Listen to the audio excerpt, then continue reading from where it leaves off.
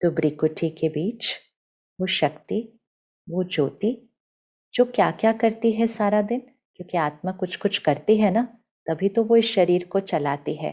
तो सबसे पहली सेवा जो आत्मा करती है वो है सोचने का। जब आत्मा सोचने का काम करती है हम उसको मन कहते हैं। हम उसको मन कहते हैं, लेकिन मन दिखाई नहीं देता है।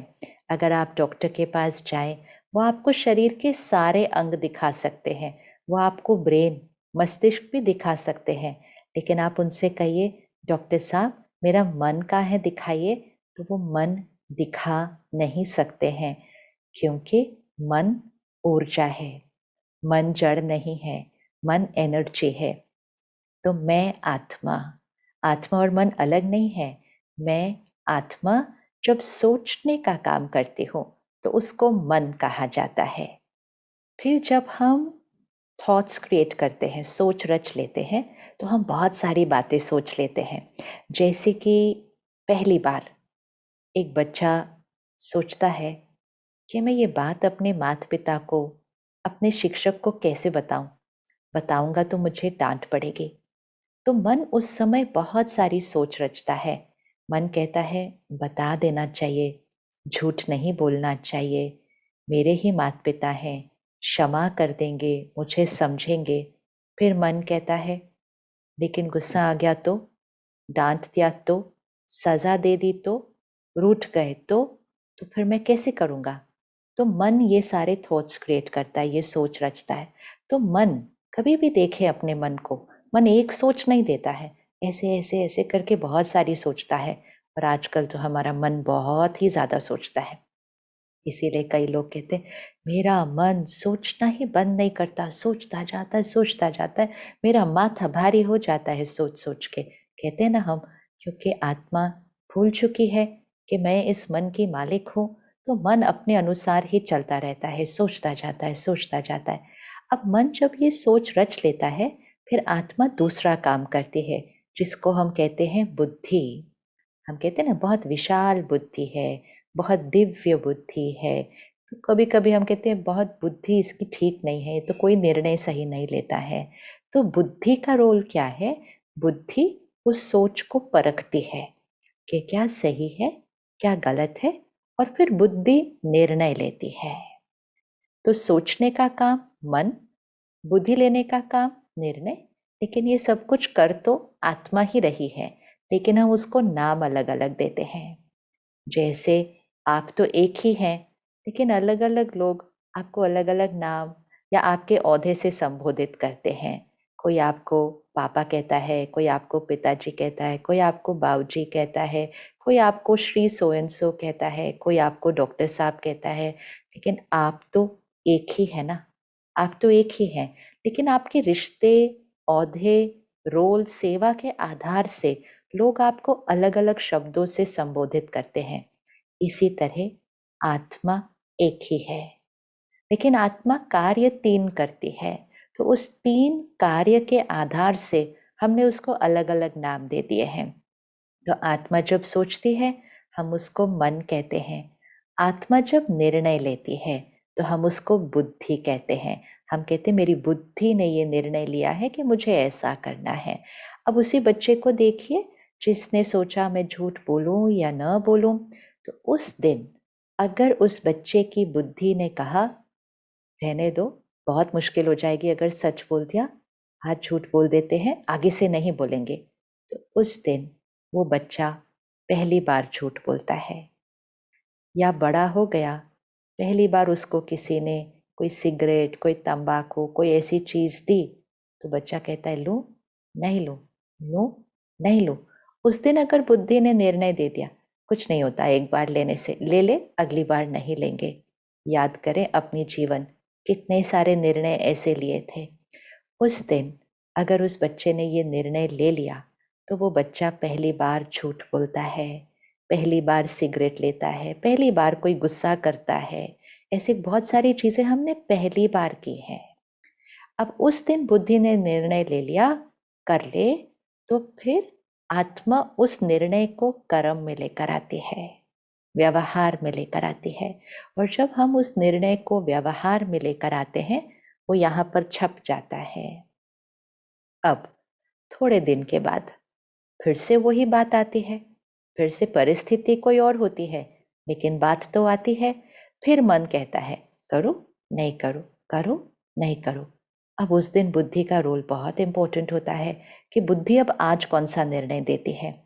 अगर उस दिन बुद्धि ने कहा नहीं बस एक ही बार झूठ बोलना था उस दिन, नहीं तो आदत बन जाएगी, तो उस दिन से वो आत्मा बच जाती है, वैसा संस्कार नहीं बनता।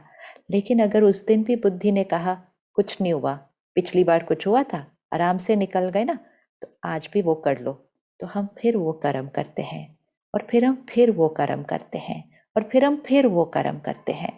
अगर हम 10, 15, 20 बार वो कर्म कर लें, वही कर्म चेंज नहीं करें, वही कर्म कर लें, तो फिर वो हमारा बन जाता है संस्कार।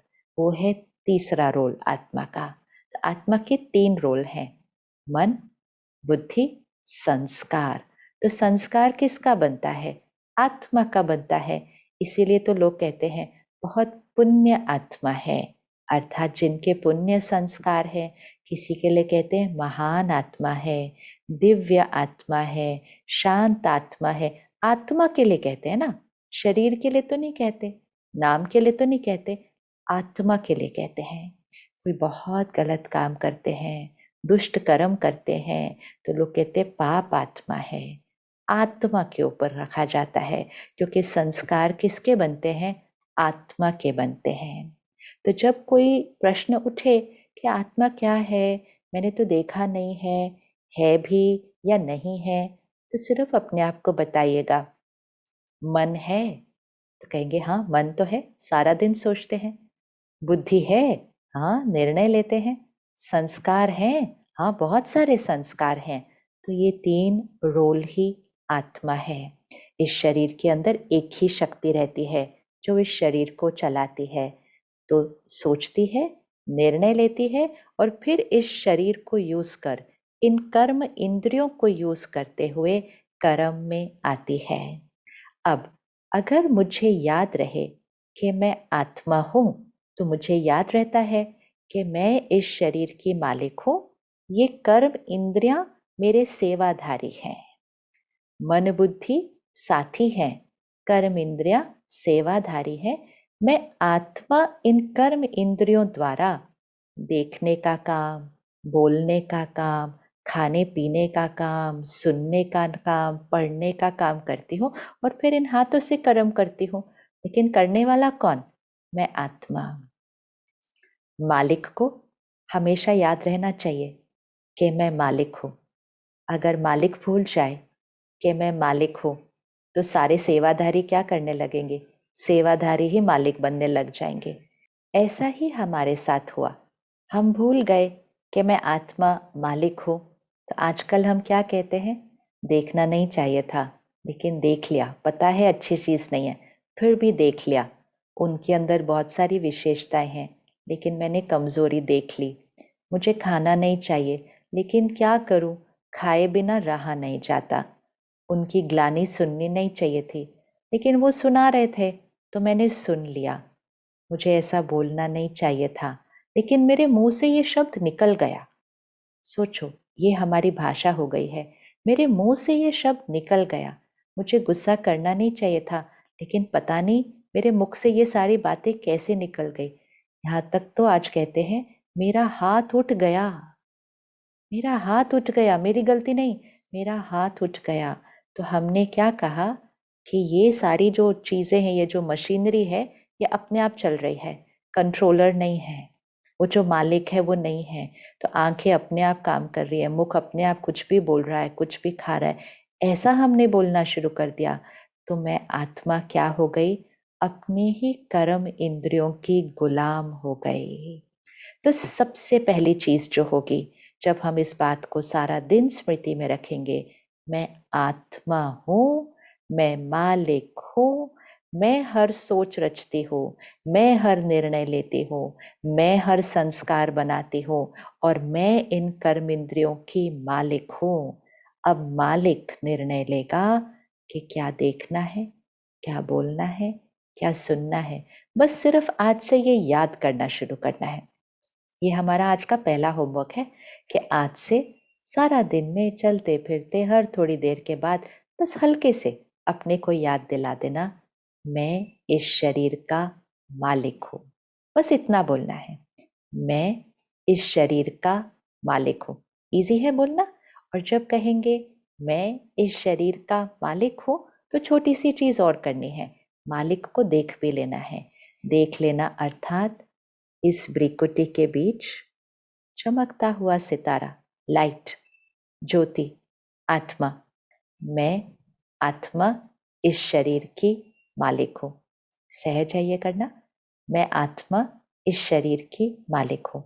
तो जब परमात्मा को याद करने भी बैठते हैं, तो सबसे पहले इस स्थिति में बैठना है, ये शरीर मेरा है, मैं आत्मा ज्योति एक सितारे की तरह देखें। जैसे हम तिलक लगाते हैं, हम तिलक क्यों लगाते हैं यहाँ पर? हम तिलक इसीलिए लगाते हैं, अपने आप को स्मृति दिलाने के लिए, याद दिलाने के लिए कि मैं आत्मा हूँ।